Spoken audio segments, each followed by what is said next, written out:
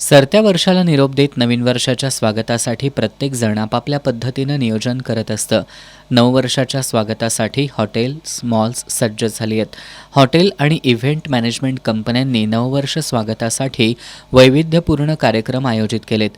Hotel सयाजीमध्ये दरवर्षीप्रमाणे यावर्षीसुद्धा grand सेलिब्रेशनचं आयोजन करण्यात आलंय. मेघ मल्हार हॉलसह एकूण 4 ठिकाणी याचं आयोजन करण्यात आलंय.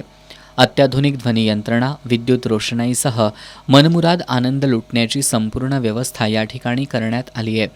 परवडतील अशा पॅकेजमध्ये विविध सेवा उपलब्ध करून देण्यात आल्यात.